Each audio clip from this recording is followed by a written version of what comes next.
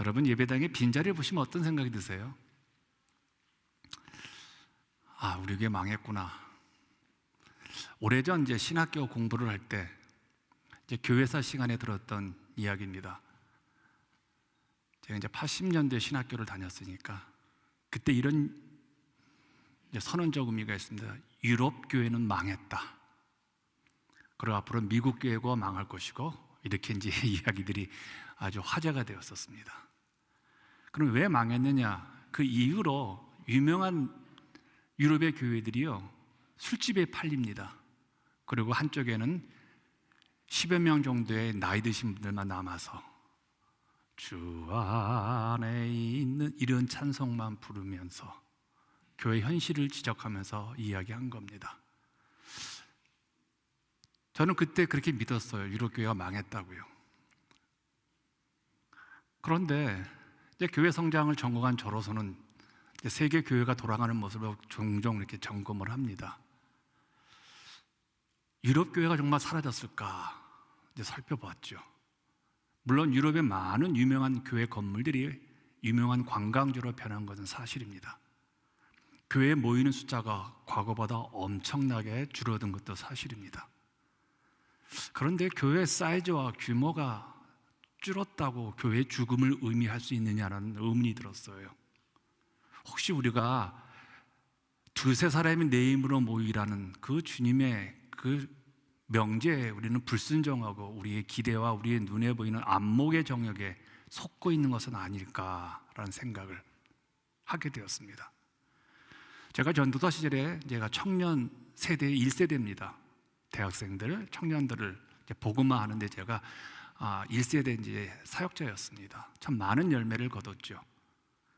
그때 이런 유형이 있습니다. 유럽의 신앙 공동체에 건너가서 길게는 3년, 짧게는 몇 달 훈련받고 오는 것이 이 젊은이들의 꿈이었습니다. 프란시스 세퍼라는 아주 유명한 분이 계십니다.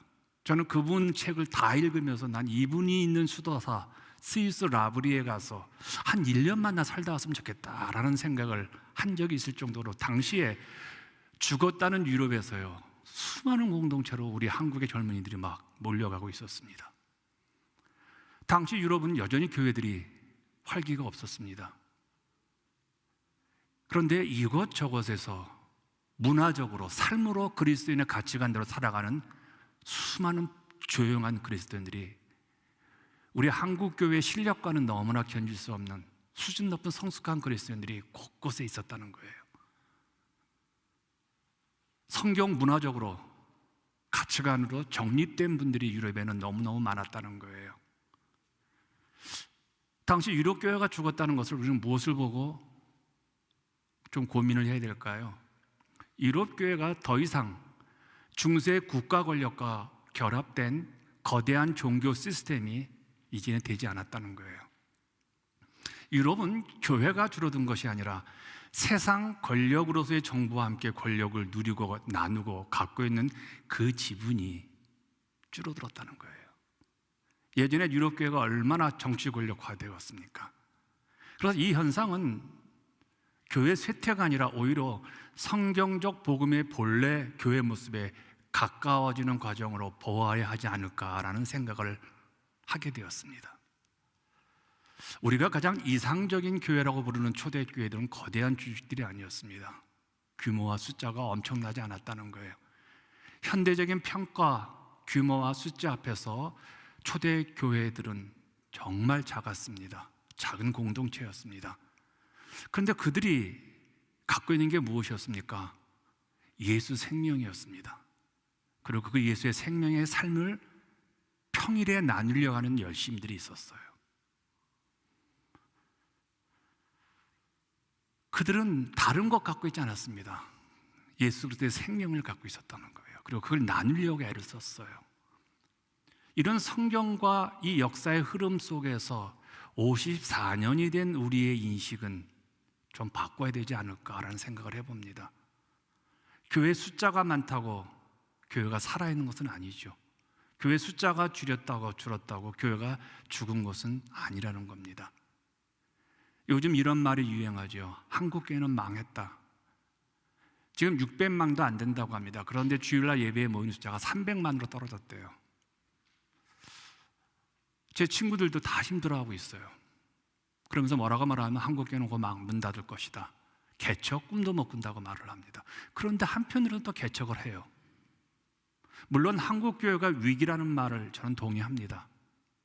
그런데 이런 상황에서 우리가 위기에 대한 걱정 돌아보면서 수근수근대고 괜히 두려워하고 이런 것보다 우리의 진짜 질문은 이겁니다. 교회 안에 여전히 예수님의 생명의 마음이 살아있는가? 이걸 한번 물어보자는 거예요. 여러분들의 마음속에 예수의 그리스도의 생명이 살아있느냐는 거예요. 그리고 예수의 정신을 그대로 믿고 그 기준대로 살아가려고 노력하고 있는 성도들이 우리 교회 안에 있는 거예요. 왜 이 질문이냐면요, 교회는 오로지 예수 그리스도의 생명으로 구속받은 집단이지 어떤 세속적 가치로 평가받을 수 있는 조직이 아니라는 거예요. 왜냐하면 교회는 유일하게 이 땅에 주님이 승천하시고 남겨놓으신 제2의 성육신이 교회이기 때문에 그래요. 그래서 54년의 역사 앞에서 우리는 이런 질문을 던져야 합니다. 이거 어려운 거 아니에요, 여러분. 우리가 너무 늦게 생각하고 우리가 안 묻는 거예요, 여러분들. 우리는 교회의 크기를 지키려고 하고 있는가, 아니면 예수의 생명을 지키려 하고 있는 우리 교회인가? 나는 예수의 생명이 이 교회에 가장 중요하다고 여기는가, 아니면 나는 건물과 숫자가 더 중요하게 여기고 있는 신자인가? 여러분의 답은 무엇입니까? 교회는 철저하게 예수의 생명으로 살아나는 곳이에요. 예수가 죽은 분이라면 교회는 죽습니다. 그러나 예수가 부활 승천하셔서 오늘도 하나님 우편에서 우리를 위해 간주하고 계신다면 교회는 절대로 무너지지 않는다는 것이죠. 결국은 교회는 건물로, 프로그램으로, 숫자로 교회는 살려내는 것이 아니라 예수의 생명으로만 살아납니다. 좀 작아져도 예수의 생명만 있으면 됩니다. 교회는 그러므로 죽지 않는다는 거예요. 한국 교회는 죽어가는 과정이라기보다는요, 작아졌을 뿐이죠. 왜냐하면 수십 년 전에 유럽교회가 죽었다고 하는데 여전히 유럽교회에 부흥하는 교회가 있고 사라지지 않고 있기 때문에 그래요. 그럼 도와서 우리 교회를 한번 질문해 보십시다. 54년에 우리 교회 안에 예수의 생명이 있습니까? 아니면 여러분의 상처와 후회가, 그 다음에 내 욕망과 내 주장만 남아 있습니까? 주님의 몸인 교회에 우리는 지체이기 때문에 누구보다도 나는 예수의 생명으로, 부활의 능력으로 내 안에 가득히 차 있어야 합니다. 그러지 않고서는 여러분, 누구에게, 저에게, 교회 공동체에 기대하지 마십시오. 왜요? 여러분이 교회 지체잖아요. 여러분이 이 교회잖아요. 주님의 교회가 생명력을 회복하기 위해서 반드시 해야 될 전제가 있습니다. 청소해야 합니다. 저는 교회와 집 청소가 참 즐겁습니다. 어제도 설교 마치고 요 로비 앞에 교회 처마 밑에 보면 풀들이 어마어마하게 났어요. 그래서 드라이버로 쭉 그려가면서 풀을 뽑는데 너무너무 시원한 거예요. 근데 이게 조금 한 일주일만 지나면 이 풀이 잘 안 뽑아져요. 뿌리를 박아가고 있기 때문에요. 풀을 뽑으면서 이제 블로우를 했더니 너무나 깨끗한 거예요. 그러니까 뭐 낙엽들, 지저분한 겨울 내내 있었던 것들이 다 사라지는 거. 청소하고 나면 뭐가 좋습니까? 이전보다 깨끗해졌기 때문에 마음이 시원하죠. 예전에 아이들 방을 치우면서 깨달은 것입니다. 그것은 쓰레기통에 채워진 종이를 보면서 우리 아이들이 공부를 열심히 했는지 안 했는지를 확인할 수 있는 거예요. 쓰레기통에 종이가 수북이 쌓여있다는 것은 아이가 문제를 열심히 풀고 열심히 공부를 한 적이죠. 그런데 쓰레기통이 텅 비어 있다면요, 모르겠습니다. 저는 그 당시에 공부를 하지 않는 증거라고 생각을 했습니다. 여러분, 일하지 않는 사람의 쓰레기통은 늘 비어 있습니다. 왜 그럴까요? 일을 해야 만들어지는 것이 쓰레기입니다. 일을 많이 할수록 그만큼 쓰레기는 많이 나오죠. 쓰레기는 일하는 것의 결과죠. 그렇다면 여러분, 내 영혼에 상처가 많고 내 삶에 오해가 많다는 것은요, 어떤 의미가 있습니까? 그만큼 내가 영적으로 교회 일에 애썼다는 거예요. 여러분, 초신자 시절에는 영적 상처가 없습니다. 초신자 시절에는 교회를 잘 모릅니다. 그리고 기쁩니다. 감사가 넘칩니다. 그런데 교회 생활 오래 하면 할수록 어떻습니까? 영적 쓰레기가 많이 나옵니다. 여러분, 우리 교회 처음 왔을 때 영적 쓰레기가 있었습니까? 3년, 4년, 5년 다니면서 저에 대한 이야기, 여러분 교회에 대한 이야기 들으면서 상처가, 쓰레기가, 오해가 우리 안에서 쌓이기 시작을 하죠. 그게 바로 그거예요. 예수를 제대로 믿고 오래 버티면요, 상처, 감정, 이런 것들이요. 그래서 나름 영적으로 헌신된 사람들에게는요, 상처가 많아요. 그래서 목사들에게는 상처가 참 많습니다. 어떤 교회 장로님의 글입니다. 이 일을 겪으면서 자꾸 소화불량과 통증이 있어 위 내시경 검사를 해보았다. 위벽에 마치 날카로운 손톱으로 핥힌 것과 같은 생채기가 두 줄이 나 있어 피가 고인 상태로 아물지 않고 있다는 결과가 나왔다.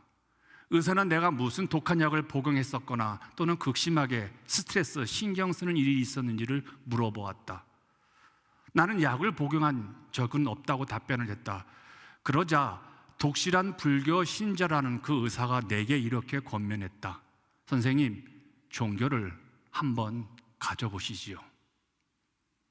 그 말을 들은 나와 내 아내는 참담한 심정으로 그 방을 나왔다. 이게 무슨 망신인가? 내가 교회 장로인데 내가 하나님께 얼마나 부끄러웠는지 모르겠다. 의사 보기에 그 상처가 얼마나 깊었으면 평생 신자로 살아온 그 장로님더러 종교에 귀의할 것을 권했겠냐는 거예요.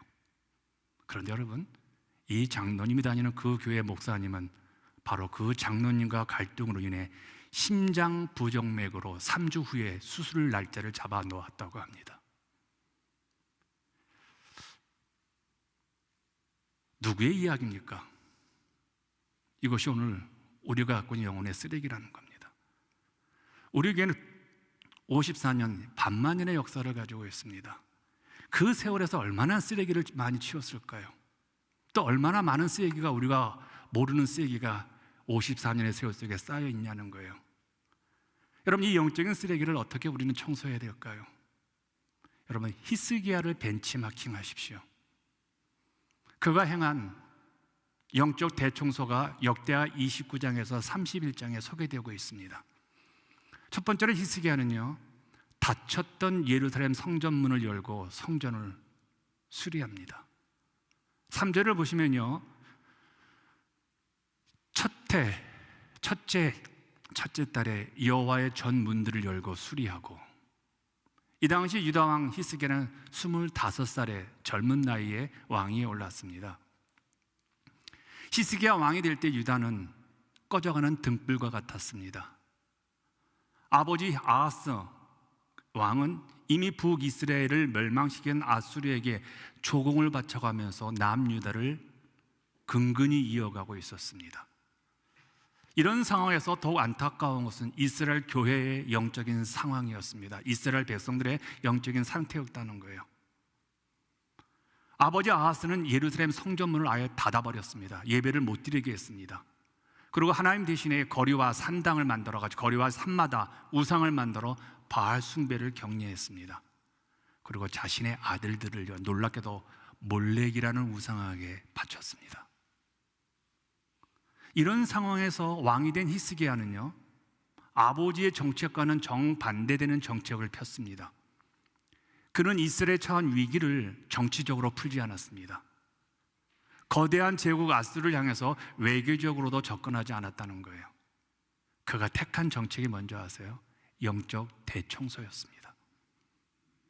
먼저 그는 아버지 아하스가 닫았던 성전 문을 활짝 열어버렸습니다. 영적 청소의 첫 출발로서 성전의 문을 열고 무너진 곳을 수리한 겁니다. 제가 몇 번 얘기했죠. 예루살렘 성전의 앞문은 동쪽을 향하고 있습니다. 그래서 동문이라고 합니다. 이건 예배의 문이라고도 하죠. 왜 성전의 앞문은 동쪽을 향하고 있을까요? 동쪽은 해가 들어오는 것입니다. 해의 기능은 뭘까요? 비추게 하는 기능이죠. 동쪽에서 해가 떠오르는 것은 예루살렘의 성전을 비춰주는 겁니다. 성지순례 갔을 때 예루살렘 성전은 황금 도움으로 되어 있습니다. 그리고 이스라엘의 모든 집들은 거의 채색이 황금빛이에요. 그래서 석양이라든 아침 해가 뜰 때 너무너무 아름다워요. 정말 이곳이 이렇게 아름답구나 할 정도로 아주 장엄해요, 그 황금빛이. 이제 닫혔던 예루살렘 성전의 동쪽 문이 열렸습니다. 해가 성전 안에 들어오면 여러분 뭘 발견합니까? 오랫동안 성전 문이 닫혀 있기 때문에 성전에는 엄청난 거미줄이 있을 겁니다. 그리고 쓰레기가 있을 것입니다. 그리고 먼지가 가득 차 있을 겁니다. 해가 들어오기 전까지는, 성전 문이 닫혀지기까지는 볼 수 없었던 거미줄과 쓰레기, 먼지를, 이것들이 다 보이는 거예요. 아니, 이 많은 것들이 우리 성전 안에, 우리 교회 안에 있었던 거야 라고요. 그러자 히스기야 왕은 14명의 목사님들, 레위인들과 함께 16일 동안 성전의 구석구석을 청소해서 쓰레기를 모읍니다. 그리고 성전 안에 모아진 그 쓰레기들을, 그리고 모든 우상들을 기드론 골짜기로 곧장 버려서 태워버립니다. 그런데 여기서 쓰레기 가운데 아주 중요한 물건이 쓰레기로 취급당하는 것을 보고 제가 놀랐습니다. 열왕기하 18장 4절을 보십시오. 우리 함께 읽을까요? 시작. 그가 여러 산당들을 제거하며 주상을 깨트리며 아세라 목상을 찍으며 모세가 만들었던 놋뱀을 이스라엘 자손이 이때까지 향하여 분향함으로 그것을 부수고 느흐수단이라 일컬었더라. 여기에 놋뱀이 나오죠. 이 놋뱀까지 불태워버립니다. 이 놋뱀을 알려면요, 민수기 21장을 이해해야 합니다. 민수기 21장은요, 이스라엘 백성이 늘 불평하잖아요. 모세에게 늘 불평하고 원망하고 교회에 대해서 막 이런저런 아주 악소문을 퍼뜨려자 하나님이 화가 나가지고 불뱀을 내보내서 그들 다 물어 죽였잖아요. 그러니까 이스라엘 백성이 다 죽게 된 상태에서 하나님은 이 불뱀에게 물려진 이스라엘 백성들을 치유하는 방식으로 놋뱀을 만들어서, 놋뱀을 보면 치유받는다고 했잖아요. 그래서 높은 장대에 올려가지고 모세에게 명령을 하죠. 이스라엘 백성들에게 이 놋뱀을 보면 다 치유받는다. 그래서 하나님 말씀대로 믿음으로 그 놋뱀들을 바라본 사람들은 다 치료가 되었어요. 근데 문제는 여러분 어떻습니까? 이스라엘 백성이 그 놋뱀을 거룩한 물건으로, 우상으로 숭배하게 됐다는 거예요. 인간의 문제는요, 자기에게 치명적인 영향을 준 사람이든 물건이든 그것을 우상으로 만듭니다. 그래서 여러분, 저를 좋아하지 마십시오. 사람을 좋아하게 되면 그가 우상이 되어버리고, 내가 어떤 물건을 좋아하게 되면 우상이 되어지죠. 히스기야는요, 교회를 대청소하는데 이 성스러운 소, 성스러운 뱀 같은 것들을 인정하지 않았어요. 700년이나 박물관에 둘 만큼 광야 시대의 성스러운 유물인 이 놋뱀조차도 예배하는 데 방해가 된다고 그것을 버려버렸어요. 이건 어떤 의미입니까? 청소할 때, 영적 대청소할 때 기준이 하나가 있습니다. 하나님의 방법이 아닌 모든 것은 버려지는 겁니다. 우리도 도마뱀처럼 꼬리처럼 자꾸만 되살아나는 놋뱀이 있죠. 옛날의 과거. 근데 그것이 하나님의 영광을 게으른다면요, 버려야 한다는 겁니다.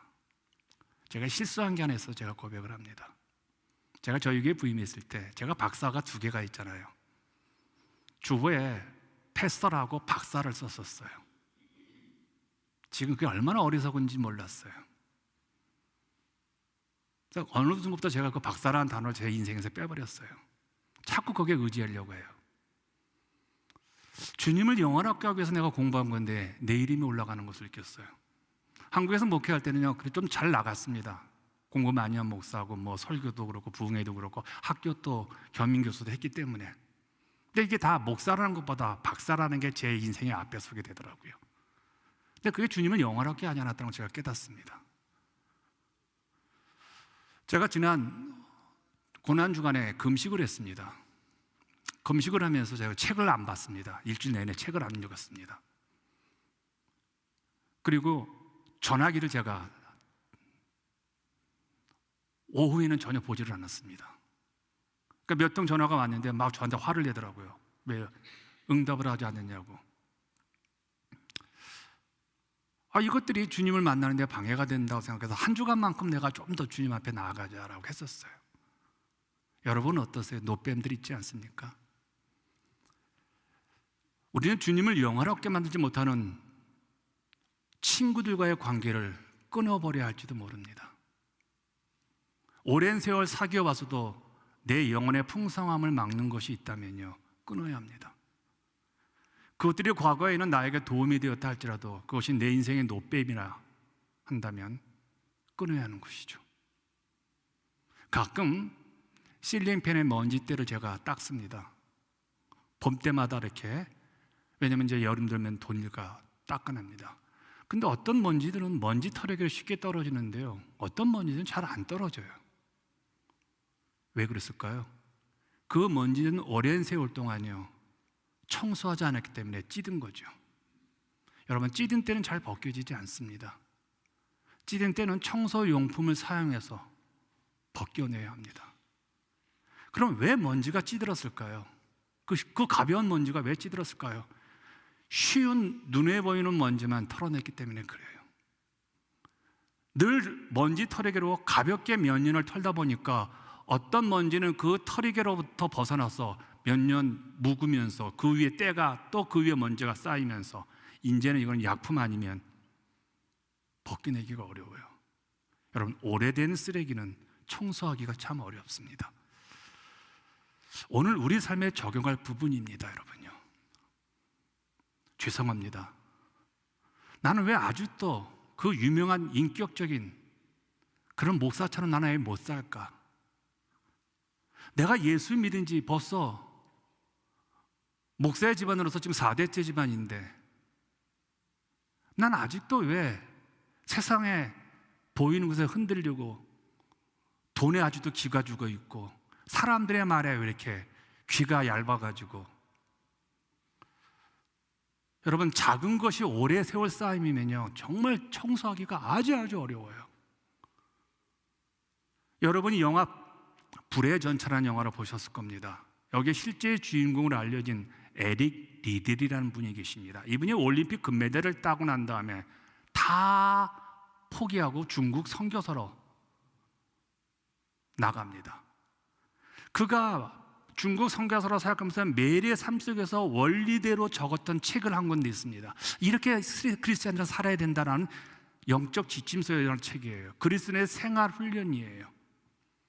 그 책에서 다음과 같은 질문을 했는데 제 마음에 와닿았어요. 첫 번째로, 내 영혼에 미칠 영향을 고려하지 않고 쾌락에 대해 무절제한 삶은 무엇인가? 내 영혼에 미칠 영향력을 고려하지 않냐고 쾌락에. 아니, 쾌락이라면 조금 약간 좀 음산하니까 내 영혼에 무절제한 삶은 무엇인가? 여러분, 뭐 있으세요? 드라마도 있겠죠. 책도 있겠죠. 또 주변에 그냥 편하게 만나는 사람들도 있겠죠. 나를 무절제하게 만드는 삶.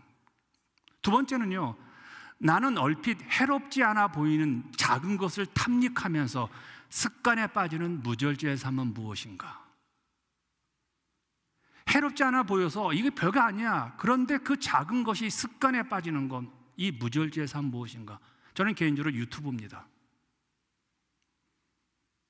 저는 유튜브에서 전쟁 영화를 아주 쇼텀으로 봅니다. 20분씩 짜나니까. 뭐 스트레스가 있어서 그런지 몰라도 전쟁 영화를 너무너무 좋아합니다. 근데 그게 어느 경우는요, 하루에 1시간 볼 때도 있습니다.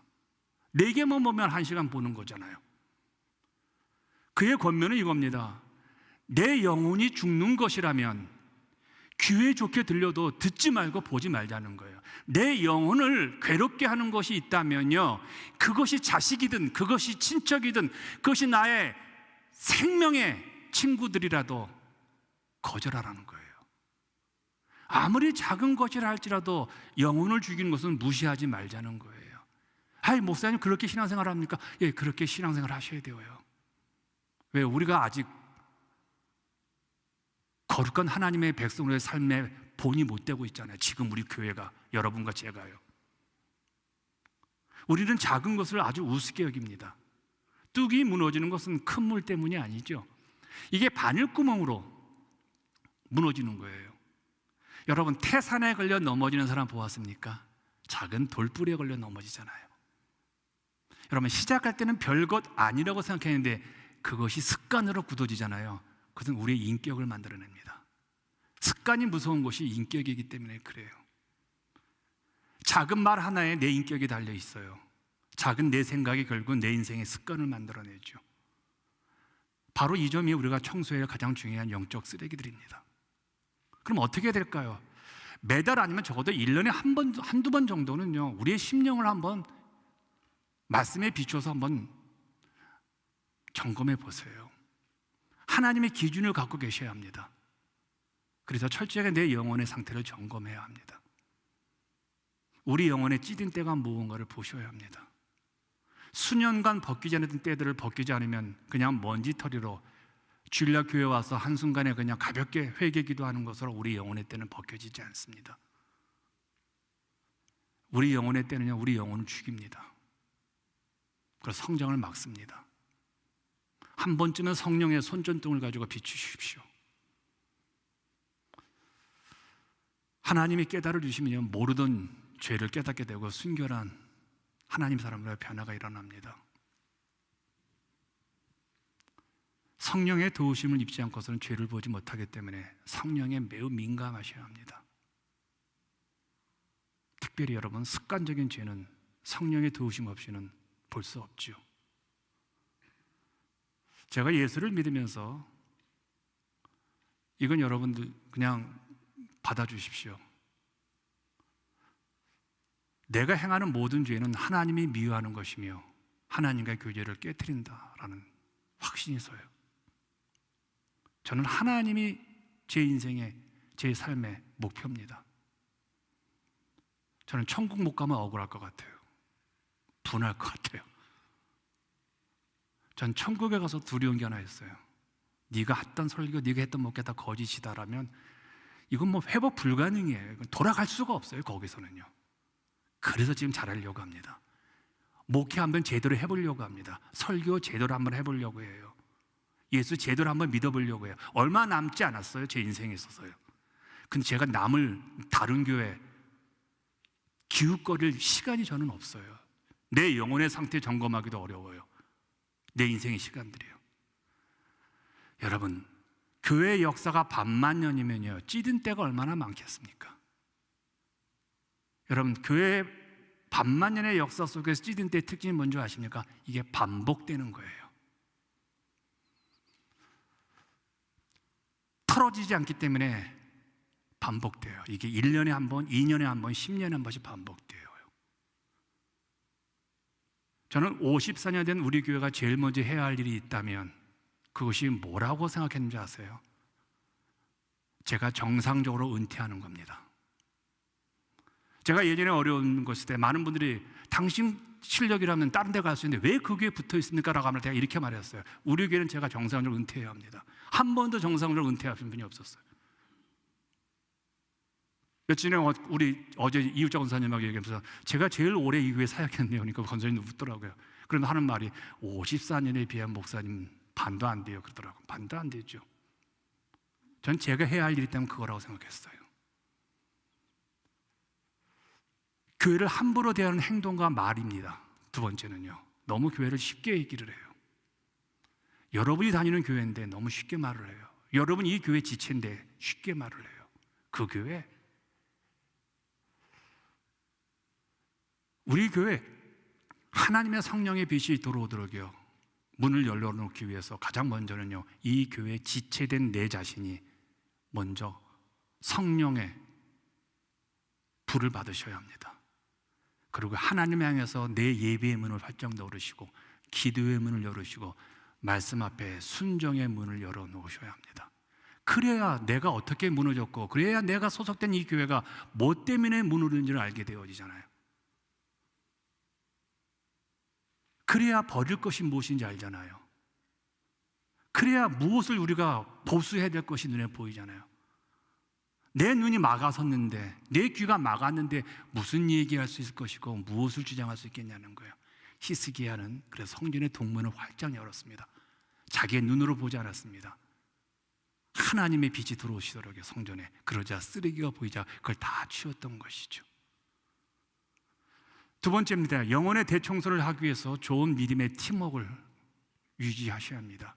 4절과 5절을 보시면요, 제사장과 레위 사람들을 동쪽 광장에 그들에게 이르되 레위 사람들아 내 말을 들으라. 이 너희는 성결하게 하고. 더러운 것을 없앨 때 히스기야 왕이 혼자 하지 않았어요. 레위인들을 불러 도움을 요청했어요. 이건 목사죠. 왜요? 왜 레위인들에게 도움을 요청했을까요? 성전을 어떻게 하면 바로잡을 수 있고 어떻게 하면 거룩하게 보존할 수 있는지를 가장 잘 아는 사람이 레위인들이잖아요. 이 사람은 왕이잖아요. 히스기야는 성전을 어떻게 청소할지 모르잖아요. 여러분, 오해 없길 바랍니다. 여러분은 교회에 대해서 전문가가 아닙니다. 제가 전문가입니다. 저에게 도움을 요청하셔야 합니다. 영적 청소는요. 히스기야는 몰라요. 지성소가 어떻게 되어 있는지. 그래서 성전을 잘 아는 레위인들에게 성전의 문제가 무엇이고 어떻게 수리할지를 요청한 거예요. 서양 속담에 이런 말이 있죠. 그가 어떤 사람인지 알려면 그의 친구를 보라는 말이 있습니다. 교회는 정말 내 인생의 가장 소중한 영혼을 맹세하고 영혼을 두고 교제하는 사람들을 사귈 수 있는 장이에요. 우리의 교제는 천국까지 가잖아요. 여러분, 천국에서 저를 만나보시고 오래간만에 뵙습니다 그러실 거예요. 그래서 교회에서는요,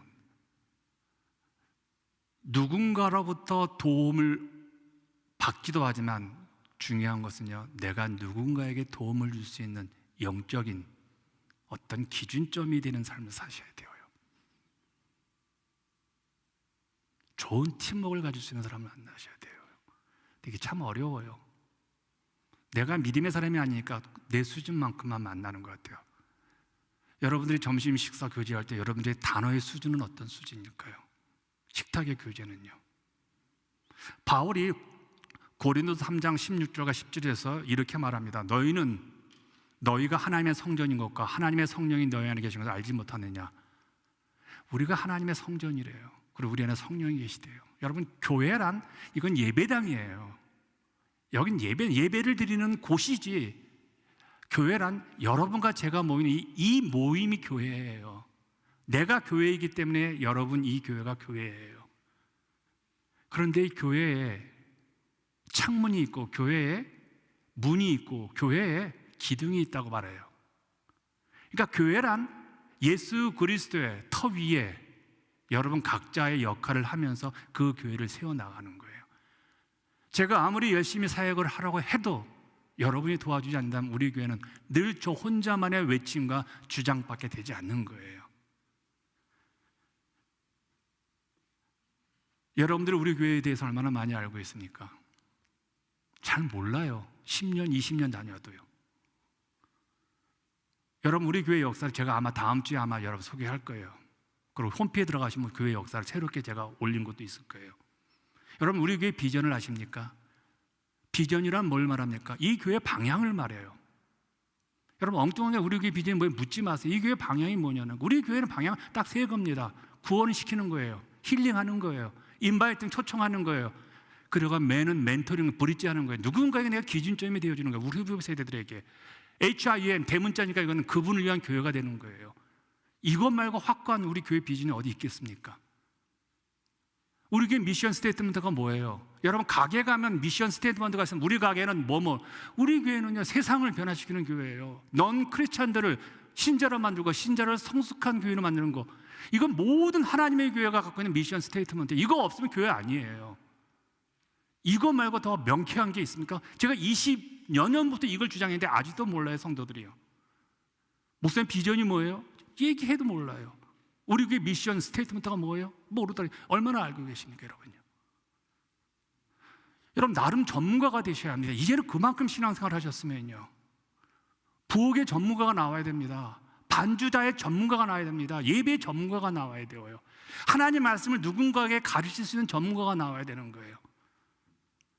그래야 제가 부탁할 수 있잖아요. 그래야 우리가 그분에게 부탁할 수 있잖아요. 모든 게 제가 다 할 거라면 이게 무슨 교회입니까? 저의 교회이죠. 우리는 지체잖아요. 저도 한 지체고요. 어떤 한 목사님이, 한 20명 정도 목회하는 목사님이 교회에 어려운 일이 생겨가지고 좀 부탁할 사람들을 찾았다고 합니다. 그래서 교회 전화번호를 딱 보니까 이분은 이래서 안 도와줄 것이고, 이분은 저래서 안 도와줄 거고, 이분은 자주 삐지니까, 이분은 말에 함부로 하니까, 이분은 늘. 그래서 몇 시간을 뒤척거리다가 포기하고 자유했다고 합니다. 여러분 어떠세요? 여러분 정말 힘들고 어려울 때 저에게 도움을 요청하십니까? 목사님 좀 기도 좀 해주십시오. 여러분 뭔가 삶에 어려움이 왔을 때 여러분 성도에게 좀 부탁을 해서 저 좀 도와주십시오라고 할 수 있나요? 동력자가 되는 것은요, 내가 누군가의 힘이 되어준다는 확신을 주는 삶을 사셔야죠. 항상 흔들거리고 항상 있을까 말까 하는 분에게 누가 동력자로서 부탁하고 기댈 수 있겠냐는 거예요. 이제 마지막입니다. 히스기야는 성전 안에 있는 쓰레기를 다 모았고 그리고 그걸 버렸습니다. 그걸 어디다 버렸습니까? 기드론 골짜기에 버렸습니다. 지옥이라고 하죠. 더러운 골짜기로 버렸습니다. 근데 그게 끝일까요? 마지막 중요한 것이 하나 남았습니다. 세 번째입니다. 한 번이 아닌 계속적인 거룩을 결단해야 한다는 거예요. 5절을 보시면요, 그들에게 이르되 레위 사람들아 내 말을 들으라. 이제 너희는 성결하게 하고 또 너희 조상들의 하나님 여호와의 전을 성결하게, 그 더러운 것을 성소에서 없애. 여러분, 쓰레기를 치운 다음에 정말 중요한 일이 있습니다. 깨끗해진 성전에 이제부터 더러운 것들이 들어올 수 없도록 지켜야 합니다. 더 이상 우상들의 성전에 발을 못 붙이도록 지켜야 한다는 거예요. 어쩌면 이게 가장 어려운 상황일지도 몰라요. 저는 여기서 실패한 목사입니다. 물갈이가 되었으면 새로운 성전, 새로운 것을 해야 되는데 그걸 못했어요. 거룩한 예배당을 못 만들었어요. 교회 안에 영적 쓰레기를 많이 치웠습니다. 개인적으로요. 지난 20년 사역을 하면서요. 근데 그 다음을 제가 없었던 것 같아요. 교회 빈 공간에 하나님의 거룩한 영으로 충만히 채워야 되는데 그걸 제가 못한 것 같아요. 한 놈이 나갔다가 두 명을 데리고 옵니다. 빈집이라고 거기 사는 거, 그걸 제가 실수한 것 같아요. 더 이상 더러운 곳에 넘어가지 않도록 결심을 했는데 그 결심을 지킬 만한 수준의 목사가 못 됐던 것 같아요. 여러분, 거룩이란 외형적으로 성경책 집어들고 까만 양복 입고 흰 치마 입고 이게 아닙니다. 거룩이란 우선순위가 하나님께 몇 번째가 있느냐, 내 인생에서 하나님이, 그게 거룩이에요. 하나님과의 관계에서 내가 얼마나 우선순위를 가지고 살아가는가, 이게 거룩이에요.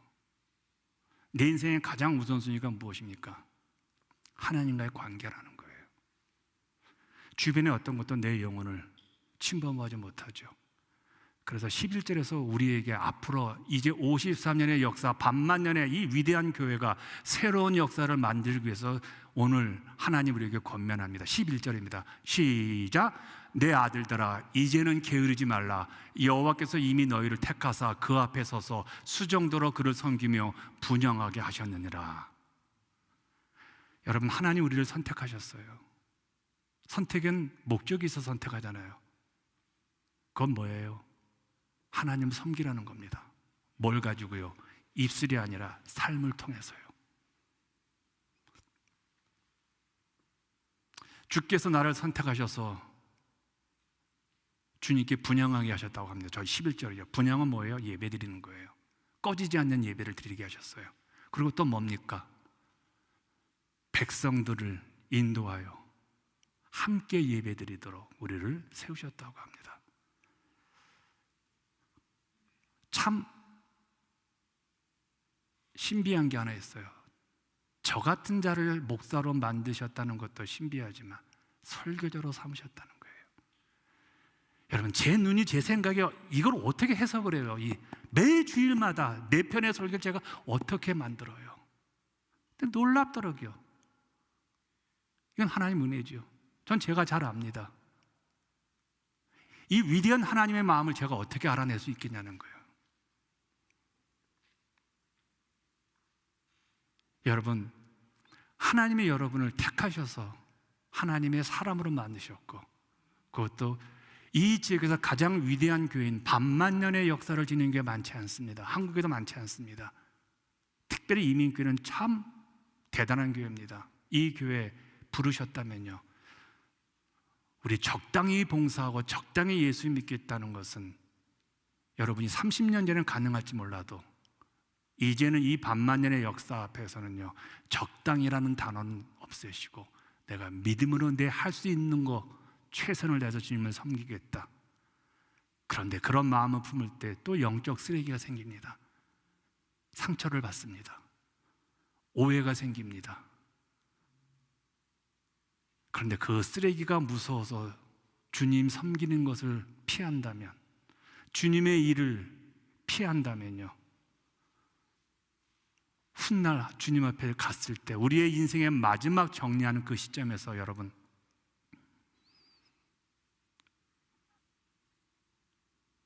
너무 부끄럽지 않을까요?